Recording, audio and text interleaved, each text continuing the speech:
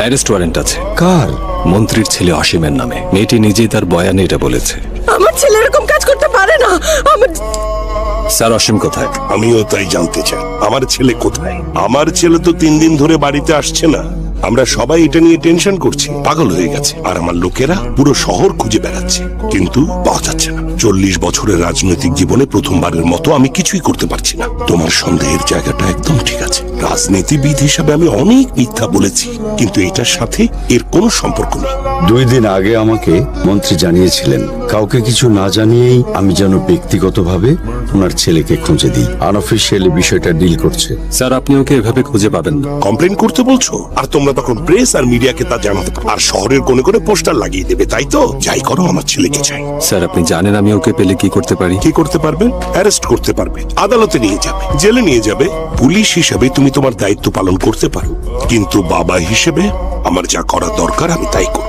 আপনার ছেলে হওয়ার থেকেও গুরুত্বপূর্ণ সে একটা কেসের প্রধান আসামি। তোমার ক্ষমতায় আমার পূর্ণ বিশ্বাস আছে। আমার ছেলেকে অ্যারেস্ট করো। গাড়ি থামাও তো।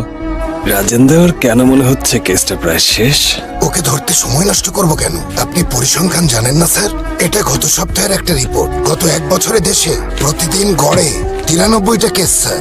রাজির মতো 4 জন মেয়ে, এসব দেখলে ভয় লাগে স্যার। যদি কিছু মামলারও বিচার হতো, কতজন মেয়ের সাথে ন্যায় হতো স্যার? গ্রাম্য বিচারে কিছুই হয় না। যদি 4 জনের নামে মামলা করলে 1 জন বের হয়ে যায়, তাও অন্তত বাকি 3 জন সাজা পেত। এটাই আমাদের দেশের অবস্থা স্যার। একজন বড় লোকের ছেলে এমন কিছু করলে ওর আইনজীবীকে যে টাকা দেওয়া হবে তা আমাদের 1 বছরের বেতন। 10 দিনের মধ্যে বেরিয়ে দাঁত বের করে হাসবে। আমাদের ট্রান্সফার হবে, কোনো মন্ত্রীর বডিগার্ড হিসেবে পাঠানো হবে, এমনকি আপনার চাকরিও চলে যেতে পারে। এই ধরনের খবর টিভি মিডিয়ায় 2 দিন হয়তো খুব চলবে, তারপর কোন নায়িকার বিয়ের খবরে সে খবর চাপা পড়ে যাবে। মেয়েটা সারা জীবন ভুগবে, আর জানোয়ারটা আবার কাউকে একটু বেশি বলেছি। ঠিকই বলেছো তুমি একজন সাধারণ মানুষ, কিন্তু যদি ওকে ধরতে পারো কি করবে বলো তো? যাতে কেউ ওর চেহারা দেখে চিনতে না পারে। এই ব্রিজের নিচে ঝুলিয়ে রাখবো স্যার।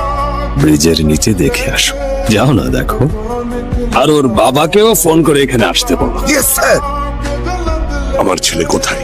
ওর সাথে কথা বলতে চাই। তারপর ওকে জেলে বা রিমান্ডে নিতে পারো, যা খুশি করতে পারো। জানি না ওর সাথে কথা বলতে পারবেন কিনা। গফুর। জি স্যার। ওর চেহারাটা একটু দেখাও তো। এখানে সাইন করো বিজয়। ডক্টর, কিছু জানতে পারলেন? আর কিছু? আর সব তথ্য পোস্টমর্টমের পরেই দিতে পারবো। সরি স্যার, বুঝিনি আপনি আছেন। কি মনে হয় কে করেছে? জানি না স্যার। যে এটা করেছে আপনার ছেলে কি তুলসী পাতা ছিল? এই জন্যই তোমাকে বাহবা দিতে হয়। এটা যে কেউ হতে পারে। আমজনতা হতে পারে, বা প্রেসের লোকও হতে পারে। মেয়েটার মা বা বাবা বা ভাইও হতে পারে স্যার। ওর ভাই পুলিশ অফিসারও হতে পারে। সেই পুলিশ অফিসার ভাইটি বিজয় কুমারও হতে পারে স্যার। আপনি কিচ্ছু করতে পারবেন না। আপনার আত্মীয়